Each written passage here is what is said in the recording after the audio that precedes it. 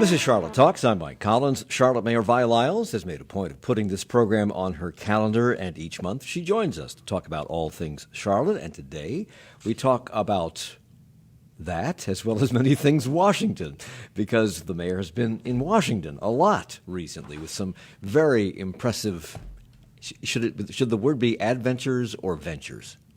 I think that they're probably adventurers. How about that? Okay. Well, welcome back. Thank you very much. And if you'd like to join our conversation, you can email us at charlottetalks@wfae.org. Search for WFAE on Facebook. Get to us through Twitter at Charlotte Talks. You can also watch us this morning on Facebook Live. A couple of weeks ago, you and the City Council were the object of a lot of criticism at a City Council meeting over some citizens' impressions that the city was not doing enough to protect our immigrant community.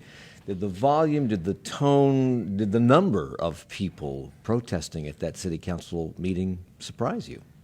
No, I think that we all know that people have more awareness and more information than ever before.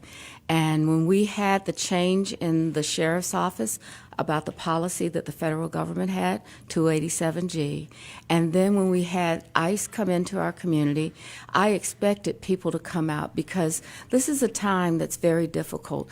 The sheriff's office made a statement that impacts what the federal government did. And one of the ICE folks said something like, this is your new normal. So yes, I expected completely to have people there. Do you think their anger, their frustration was justified? I think anytime we have people working in our city and they don't feel comfortable, they're stressed, there's a concern and apprehension for that, then yeah, I think that they have to come and speak where they can. And the city. So doing that at the City Council was the right place to do that? I think to vent? I think you have to have some place to vent. So all of us do that, whether you do it at home with your spouse or partner or whether you do it inside of the city's chambers. I know that people have to have a place to go. Mm-hmm. And so I felt very comfortable there. Yeah, I should say, I guess it's tough to be yelled at and blamed for something that you're not responsible for, but people have to be heard, and that's the most important thing. Because you were the target of a lot of it. I have to say, it surprised me. One person stood up and questioned why you had not joined other North Carolina mayors in condemning ICE. I think it was a she. She said, "You have remained silent. Silence is complicity." That's a quote. I don't know if I've heard any reporting on what your exact response to that accusation was. Did you respond to that? I did respond to that, but let me go back. I was not silent. I am one of those people that says, let's do something. Words have a lot of meaning. I understand that, but action is really important. So prior to that comment being made, I had asked our city council to create an immigration committee, and I had asked them to come and go to listen to what the immigrant community was saying so that they could understand how to access city services. And it wasn't about police or fire. I was actually in the elevator with an employee who said they won't call me back on a storm drainage issue because they're concerned about calling a governmental agency back. Right. So we've got to be aware of that. So as a result of that, I created the committee, and we're out working. In fact, we have a meeting tonight at the Charlotte Bilingual Preschool where we're encouraging people to come out and talk with us. Why didn't you join the other mayors? The CMPD has said, Kerr Putney has said, the police chief, that ICE, having distrust of ICE in the immigrant community makes us all less safe. That's the reason that Gary McFadden gave for not cooperating with 287G anymore, because he wants people to trust law enforcement. Why didn't you join with the other mayors?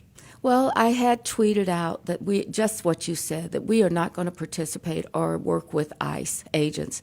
But I think after hearing people, they wanted me to actually make a statement that connected to them. And so I did that. I talked about the apprehensions that people have, the concerns that teachers are experiencing with their students that are of the immigrant community, and they're coming in and they're afraid their parents aren't going to be at home when they get there or when they're supposed to be. So I think it was both a combination of action as well as a statement of concern and compassion that was expected of me. So I crafted that. At WFAE, Steve Harrison reported that there was a time when City Council did take bolder action against this, and it was a time, I think it was 2015, that you were on the City Council, and I think you voted for this. They passed a civil rights resolution that CMPD would not interfere in immigration law, something that they're still not doing. Had that happened now and not then, would you have been in favor of passing that? I would say that we have stood by is that CMPD will not cooperate. We know what happens as a result of the idea that you can't call the police. Suppose you're a victim of domestic violence. You want to be able to call the police. Yeah. Suppose someone has robbed you of all of the money that you've had. You need to be able to do that. So, yes, I think that one of the things that it's a little bit of a redundancy to think about it because we had already passed that civil rights resolution. CMPD has a policy that's written and open to everyone to see, and they act on it. So, times change, but we don't change our policies and our positions like that. But had that, I guess is it a regulation or a policy? It is a policy. Okay, so had that policy not been in place already, would you have put it in place? I would have supported it, yes. Okay. Because this is a message that seemingly is not getting out for whatever reason, because people are reluctant still to call law enforcement when they legitimately need them because they think ICE is going to apprehend one of their loved ones and take them away. Just, I think, yesterday or Wednesday, yesterday was Wednesday, the Charlotte-Mecklenburg Police Department was handing out messages in the Latino community to remind families that its officers don't enforce immigration laws. Why is this message either not getting out or simply not being believed? I can't speak to why or if it's being believed. I think that what we're trying to do is continue to work with the children of immigrants and the families, because we know, just like anything else, that messaging is very hard today. There are a lot of messages coming out, and one rumor can change the whole thing. In fact, one of the recommendations that we have is that when someone has a rumor in the immigrant community, that we actually build a base of about 10 immigrant community leaders, that we get our story out to make sure that that rumor has a place that people can check in. And so that's one of the very first recommendations that came to the City Council's Immigration Committee, is let's stop rumors from getting out that you're going to have the CMPD participate in this, and when we see that happening, we're going to put that into place. So you did write this open letter to the community clarifying the point that CMPD is not involved with ICE in any way, and that, I think, came out of the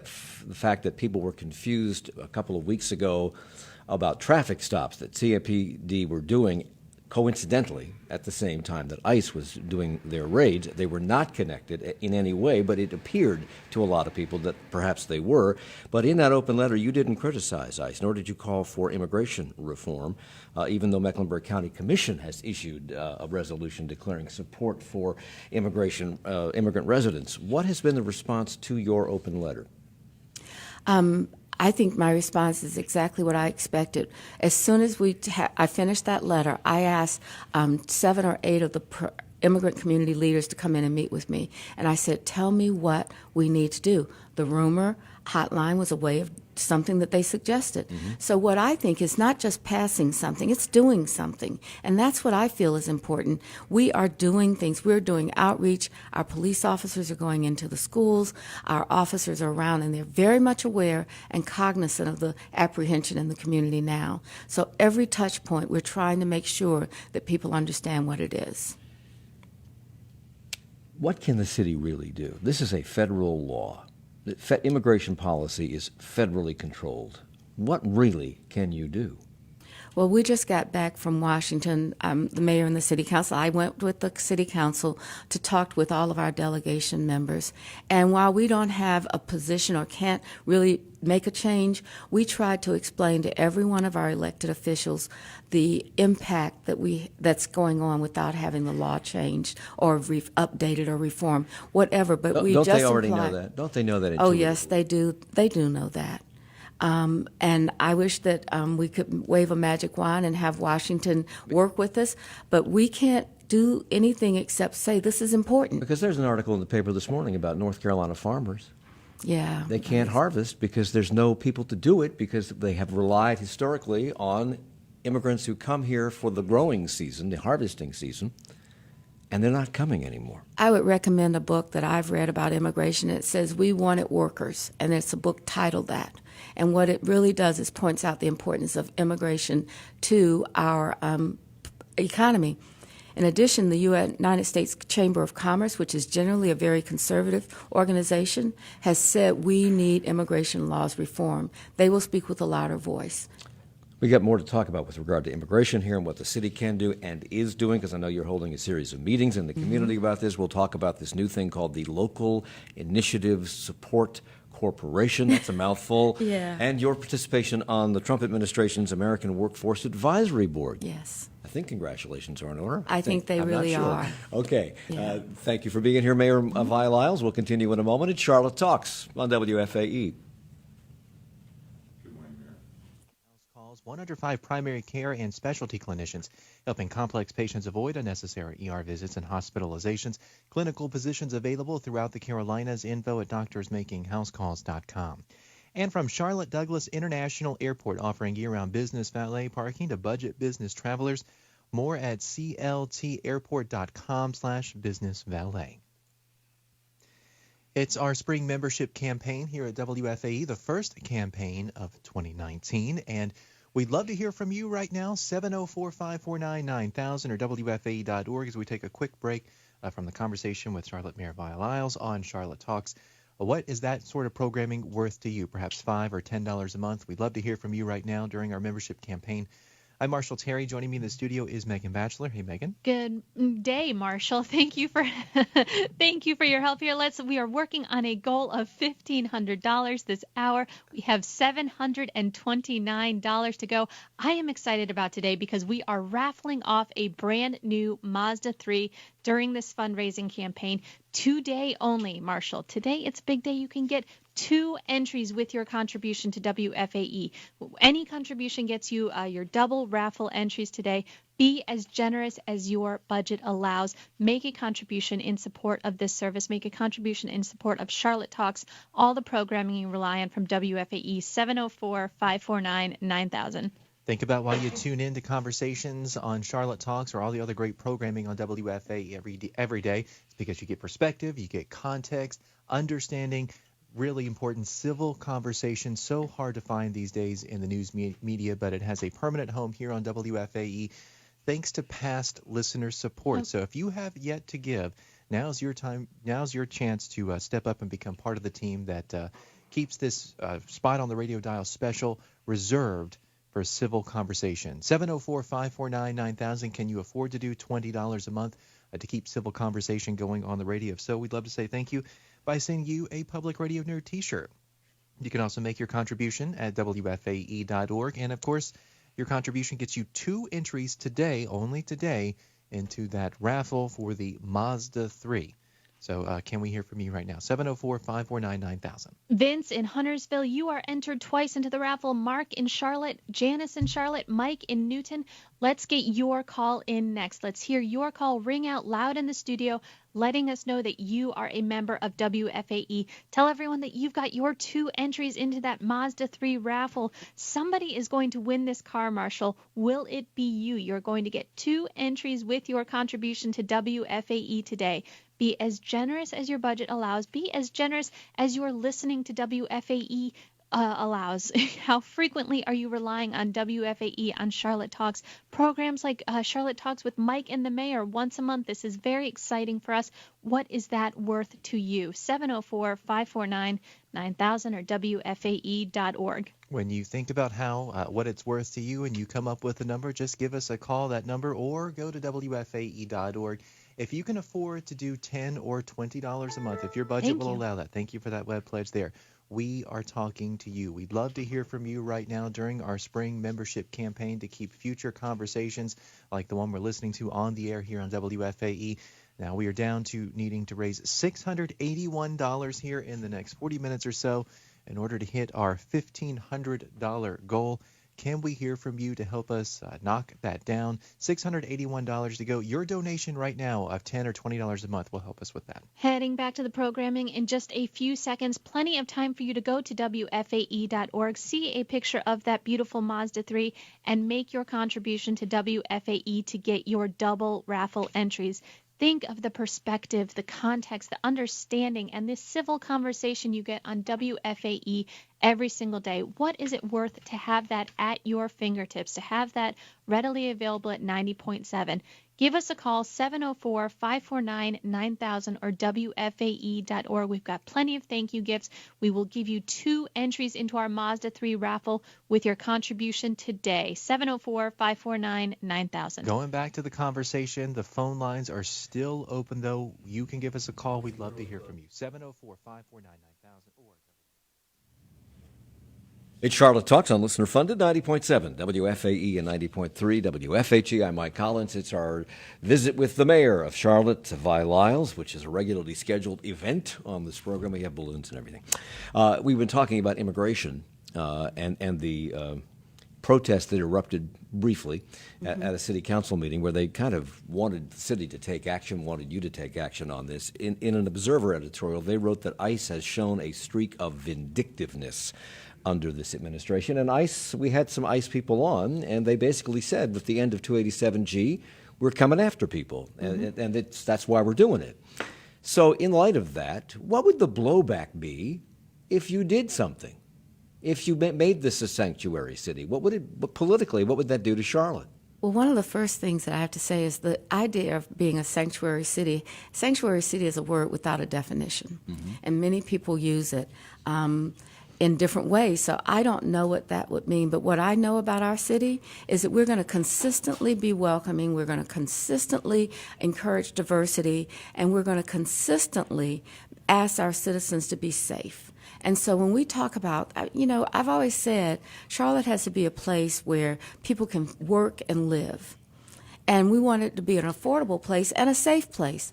So I don't know the blowback on anything that impacts our values. We're going to stand up for our values first.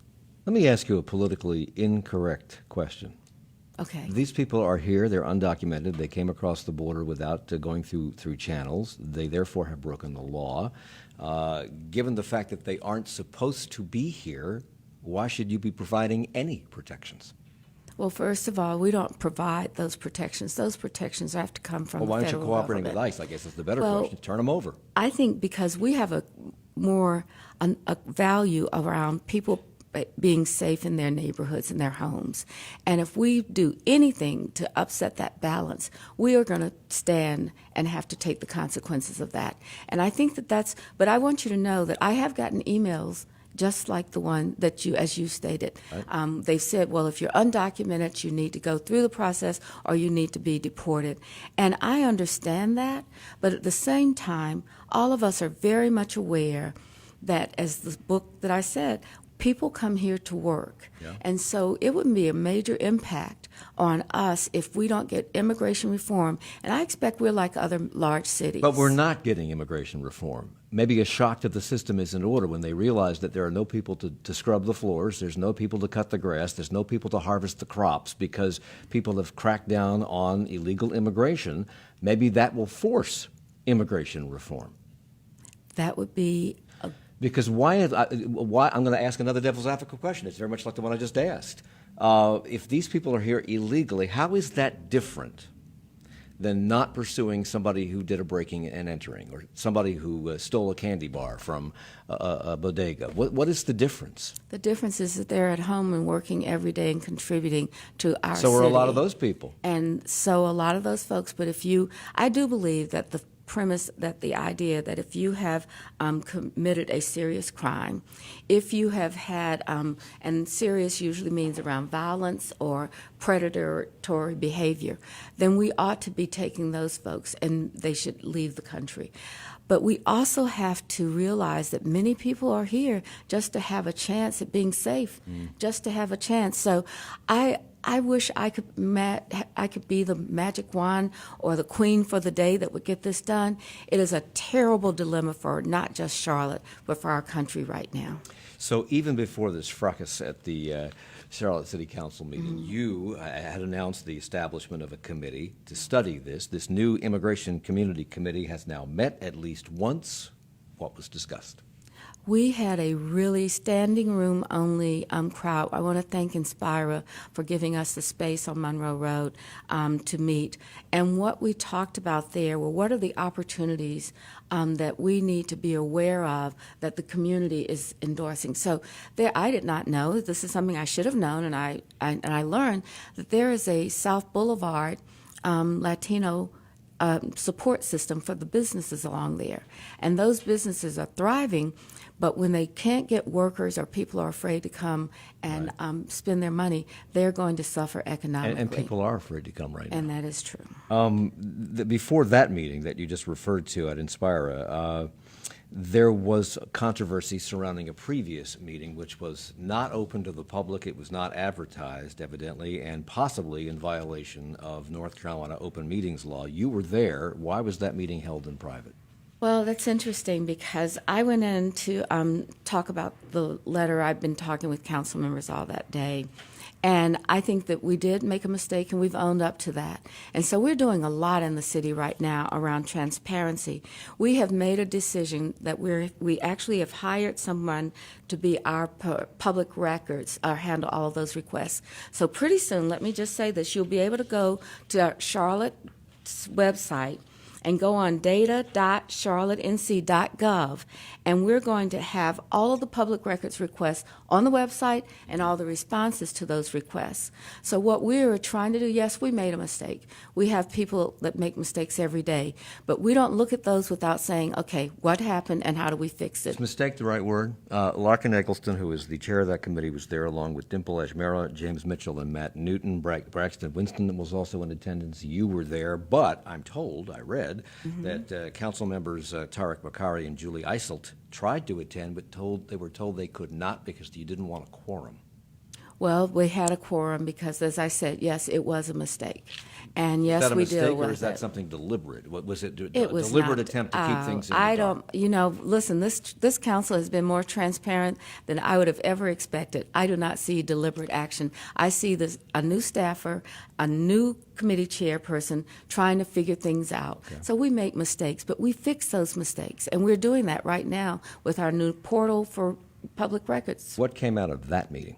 It was a planning meeting, and what came out of it were the 8 meetings that would be held in the community as listening sessions. As I said, we've had one, and tonight we're going to have another one. It starts at 7 o'clock, and it's at the Charlotte Bilingual Preschool on Highland Avenue. So we're asking people in the immigrant community, if you work with immigrants, or if you're employed, please come out and talk with us about what we can do within our jurisdiction. In fact, you have 8 meetings coming We up. do have 8 meetings coming up. Yes. I won't read them, but these are published someplace? These are published on our website at the city, so please come out. Let's talk about what we need to do. We're having one in each council member's district as well as the one that we had with business. The meeting at Inspira Church the other night, it was at an outreach resource fair, as I understand it, and a lot of that was focused at the Latina or Latino business community. Why at them and not the community at large? Oh, because we have 7 meetings planned for the community at large. Okay. Last week, the Local Initiative Support Corporation, LISC for short, opened its Charlotte program office. What's the significance of that? Because I know you wanted to talk about it. I do want to talk about it because, as you know, affordable housing in great neighborhoods have been a hallmark of my time as mayor and the city councils. And we have had a development with the private sector as partners that we are ready to take on a number of really strong initiatives. The first one is having this organization, which is called LISC, L-I-S-A-C, and we're having them begin to work with the historic West End on several projects. So when you think about that bridge as the part of the governmental policies that cut off African American neighborhoods from the ability to continue to grow, I-77 came straight through the black community. it's appropriate that we begin work in that first area right now. And so we're going Is to this the Trade Street area? This is the and Trade 77? Street down to 5 points on out Beatty's Ford Road, on out Rosel's Ferry Road. So Liz is going to come in and work with the Knight Foundation, our private sector partners, which include the Foundation for the Carolinas and other organizations that help us build community, and they're going to start there. But more importantly, in the upcoming council meeting, we're going to be talking about how to begin to put the money for affordable housing in place to do new construction as well as acquire. We've made our first, I'm celebrating this, our first acquisition of a NOAA, an affordable apartment complex in District 5. NOAA is an acronym. NOAA is an acronym for Naturally Occurring Affordable Housing. We've purchased that. We're going to renovate it, and we're going to keep rents and the people in that complex in a place that they can afford to live. And it's in a great school district. It's in a great neighborhood. So we're very excited about our first acquisition in this area. We're excited that we have multiple applications for new construction as well. Liz is going to help us make that underwriting and those costs and those programs or developments cost effective for what we're trying to accomplish. In cooperation with our city staff and the city council, we'll begin to work really hard on this. So this organization, Local Initiative Support Corporation, has $2 million, as I understand it, available in funding to do these things, to spur affordable housing and business development across the city. Where does that money come from? They are actually able to tap into national foundations that we perhaps haven't had those relationships.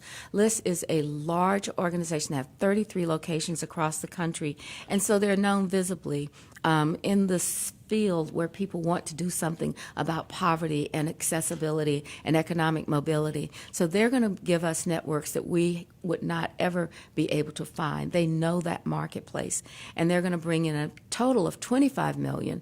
The $2 million is the first start for Historic West End.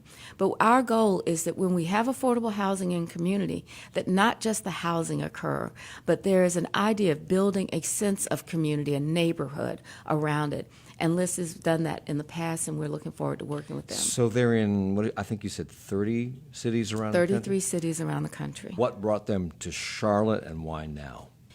I think what brought them to Charlotte is that we knew what we were doing was not going to get us ahead of the game.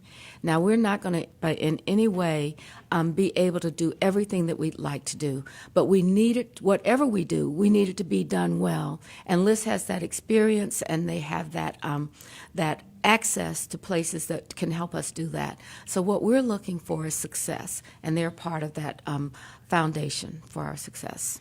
So you were recently named, you, Vi Lyles, recently named to the American Workforce Policy Advisory Board. This is a new initiative of the Trump administration. I think it's run by the Secretary of Commerce, Wilbur Ross, and co-chaired by presidential daughter advisor Ivanka Trump. Mm-hmm. You are the only mayor in the country to be on this board. What's up with that? I think it's hard work. It's hard work. I have been to Washington any number of times to build relationships. Now, it always hasn't worked out, and in fact, it's something that I will continue to do.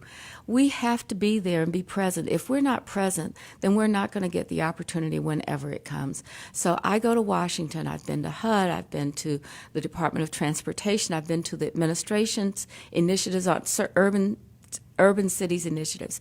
I think that's why I got the appointment. I think that was the being there and being clear about what we want to do to build our city. I think that's a recognition for us.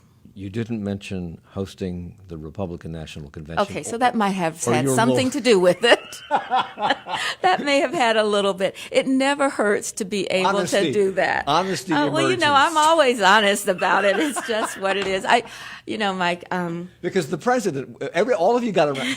Everybody in the room, evidently, I guess it was in a conference room? It was in the East Room, dining room, right? So everybody there, all these leaders from all over the country, get a chance to do their elevator speech about why they're there. Mm-hmm. And you got a chance to introduce yourself to the group and tell them who you were and why you were there and all about Charlotte in about 2 paragraphs. Mm-hmm. And then the president looks at you and he says, and of course, you are hosting our upcoming convention. And you said, yes, we're getting ready for it. And then he said something to the effect of, yes, a lot of people wanted this, but we gave it to you. Yes. Is that really true? Did anybody else want this but us? Isn't that a year ago decision now, right now? I believe, again, as I said, we are a city that's inclusive, and we're going to recognize everyone that wants this convention, whether it be from the perspective of your politics, which is not mine, or if it's from the perspective of our hospitality industry, or if it's from a perspective of party. I think that's their party, and I'm the Republican Party, and that's someplace that I'm really sensing that we are going to do well with this convention. And you said one of the reasons that you wanted to do it was because you want to show that Charlotte is inclusive and we're open for business, and already that seems to be paying dividends, because that's partially why you're on the radar up there, which is why you're on this board. When we come back, we'll talk about what that board is supposed to be doing, who else is on it, how it will work, and you also just returned from your National League of Cities meeting. We'll talk about that and about the Panthers. In just a moment. It's Charlotte Talks on WFAE. Returns to the podium to conduct Mahler's first symphony, The Titan, March 15th and 16th, 7:30 p.m. at Belk Theater. Tickets and information at charlottesymphony.org. And also from Chesterbrook Academy Preschool, dedicated to preparing children academically, socially, and emotionally for kindergarten and beyond. Hosting an open house on Saturday, March 23rd. Details at chesterbrookacademy.com. Can we hear from you right now? 704-549-9000 with a pledge in any amount, or can you go online to WFAE.org and make your pledge there during our spring membership campaign? I'm Marshall Terry. Joining me in the studio is Megan Batchelor. Megan, we started this hour with a goal of $1,500 to raise. We still have $499 left to go. We can get there, of course, and we are doing something very special today, giving away a very special thank you gift to one lucky listener. Would you like to tell them a little bit more about that? About 22 minutes to go to reach this goal of $499 remaining. Marshall, that very exciting opportunity we have today and today only is double entry into our raffle. We are raffling off a brand new Mazda 3 from Mazda of South Charlotte. It is beautiful, brand new white 4-door, 6-speed automatic. Very cool car. It is beautiful. You can imagine yourself driving around it when you take a look at the picture of it online at WFAE.org.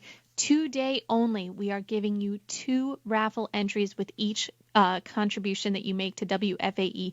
We ask that you be as generous as your budget will allow, but we ask that you enter. The only way to enter is to make a contribution to WFAE, 704-549-9000 or WFAE.org. Get your 2 entries into that raffle. It is the only way to ensure that you are entered into that raffle. Giving to WFAE is also the only way to ensure that there's a place for civil conversation on the radio. That's what we specialize here. And at WFAE, the program that we're listening to right now, Charlotte Talks, in this monthly conversation with Charlotte Mayor Vi Lyles. What is that worth to you? An hour with the mayor. She takes your questions. 704-549-9000 is how you help support that quality programming. You can also go to WFAE.org. And sure, conversations like the one that we're listening to right now continue in the future. Today's conversation brought to you courtesy of past listener support. If you were part of that past listener support, thank you so much. Now it's time that we hear from you. If you have yet to give this membership campaign, it's a great day to do it. You get entered twice into the raffle for the Mazda 3. If you're a sustaining member of WFAE, a big thank you. You're automatically entered. If you can maybe just do a one-time contribution today, you'll get those additional 2 entries. Can we hear from you? 704-549-9000, WFAE.org, where you can also see all the other thank you gifts and all the details about this car raffle. Marshall, somebody is going to win this car. Somebody is taking home a brand new Mazda 3. Will you have a chance at this Mazda? Only way to get your chance at this Mazda is with a contribution to WFAE. Think about the podcast we have brought you. Think about the perspective and the context you get from WFAE. You get a monthly conversation between Mike Collins and Mayor Vi Lyles. Think about how important this is, how valuable this service is. Make a contribution now. Today only, we are giving you double raffle entries for your contribution. $259 to go to hit our goal in the next 20 minutes. Please, we cannot fall that we cannot get that close to that goal and fall short of it. Make your call now. Get your 2 raffle entries now. 704-549-9000. Can your monthly budget allow for $20 for all the listening that you do to WFAE during the week? If you can afford to do $20 a month, that's going to take a big chunk out of that $259 that we have left to go this hour. Can we hear from you right now as a sustaining member of WFAE at the $20 a month level? You'll get the 2 raffle entries for the Mazda 3. We'll also send you the Public Radio Nerd T-shirt if you'd like. 704-549-9000 or WFAE.org. We're going back to the conversation with Mayor Lyles now. The phone lines are still open, though, so give us a It's Charlotte Talks on WFAE and WFHE. I'm Mike Collins. We're sitting here at Spirit Square with Mayor Vi Lyles, and we're talking about a lot of different things. And right now, her participation on this new American Workforce Advisory Board, which is an initiative of the Trump administration. You were there at that initial meeting with all these CEOs from around the country, and the person sitting directly to the president's right was Tim Cook from Apple. So I want to get I want to get this out of the way because there's been some question about what was actually said because the president referred to Tim Cook as Tim Apple. It's a slip of the tongue, and everybody heard it because it's on tape. Yes. But the president said no, he didn't say that. You were there, did he? You know, you really can't hear when the president, it's a very different, let me tell you the format of the meeting. Okay. First, we're there, and the meeting, the substantive meeting, is a group of, there were 23 of the 25 members there, and the Secretary of the Secretary of Commerce, Wilbur Ross, and Ivanka Trump, who's the special advisor. And we actually have a substantive discussion around how do we develop this workforce that's needed in this country when changes are coming towards, I think, almost everything being digital or having the requirement for the skills that you have to be able to work in the future. But when the president comes in, you pause because there are about 50 media outlets. They come with their step ladders, their cameras, it's their pads, everything, and they all line up, and all you can hear is click, click, click, click, click, click, click, click from the media. So I have no idea. It's on tape, I guess, so it's accurate. So let's talk about this meeting and what this organization is going to do and how it works. I've always actually been curious about this, about how these various different meetings at the White House come together with all these people who are not part of government, but they come at the request of the government to share ideas. Whose idea was the Workforce Policy Advisory Committee in the first place? I think that the administration, following the numbers and the data analytics that they have, realized that first of all, going to college, getting a 4-year liberal arts degree, and the cost of that is really difficult for our population now. A second thing that I believe that the administration has data around is where jobs are going to be growing and what fields and what are the requirements of jobs in the future. In fact, at the Charlotte City Council retreat that we had Joseph Fuller come from Harvard to talk to us about the very same subject, the future of work in this country. I have been to also a Bloomberg Foundation presentation on the future of work.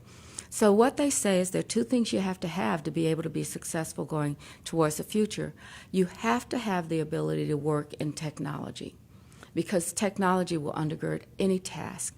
And you have to have the ability to have what we call soft skills, empathy, the idea of understanding how to communicate, how to write, how to calculate your math. But does everybody require, or does every job require a 4-year degree? And we talked about, one of the reasons that I had the ability to be there is that our airport and our Charlotte Water Department, they have apprenticeship programs. It's been said that 25% of the jobs that are going to be in the future could be done by just through an apprenticeship program. Wow. I know it's the world is changing very differently. You want to be an educated community. You want to have the arts and the culture. We need that creative side, but we need people to do work, and we're not training them. So that organization, that group of business leaders, and there were all kinds of people there. CEOs of Apple CEO Tim Cook was there, IBM CEO was there, Walmart, Home Depot, Siemens, Lockheed Martin, and all these university presidents. And you had 4 goals, as I understand it, that were discussed there: to develop a robust campaign to promote multiple paths to good-paying jobs, improving availability of high-quality, transparent, timely data for students and educators to match them to the needs of the workforce, modernizing recruitment and training practices, and measuring and encouraging employer-led training and investments. Aren't these things going? I mean, one of these things jumped out at me as something that CPCC is already engaged in. Aren't a lot of these things already being done at the college level? One of the And by these first, companies? after the announcement of my appointment came out, the president of Central Piedmont Community College was the first person to congratulate me on it and said that she would be here to support this. Yes, community colleges and the strength of a community college is an important thing. Actually, the strength of our entire university system is an important thing. If we're going to invest in our future, we're going to have to invest in many different tracks, that they call them pathways, to success in employment. And that's Central Piedmont. It actually begins in high school as well, and our university system, to be able to graduate people that know what they can do. Months ago, I went to a Lowe's-sponsored event over at North End, and they brought in the seniors from Garinger. And they had stations where you learn to do things. And there was a young woman laying towel. And I said, "What do you want to do?" She says, "I want to be a psychologist." And I said, "Did you know that psychologists, when they come out of school, they make $32,000 a year? What you're doing right here, this could be your own business. This could be a business that you could grow, and you determine how much you make and how far you want to go." And that's true. The crafts work is really important. Also, we have apprenticeship programs in many of our businesses here. We need to grow and expand options. Yeah. College is expensive. And if you graduate from college, you still need to be able to work, and the jobs are just changing. So yesterday you were in Washington again. You just came back last night, I think, to attend the meeting of more than 2,000 mayors, council members, and others with the National League of Cities annual Congressional City Conference. The purpose was to talk about strong federal-local partnerships, which are critical to addressing the top priorities for cities. What did you learn? Well, one of the things that I learned is the Treasury Department is still writing rules for opportunity zones. Now, you may say, well, why do I care about something like that? Well, we have 4 opportunity zones that we have been designated in Charlotte, and these are all areas with the chance for development. And what we were there to talk about is how do you do this development without taking people that are in those areas and displacing them? How do we prevent gentrification? And how do we make sure that anybody doing that development creates jobs for the people that are living there?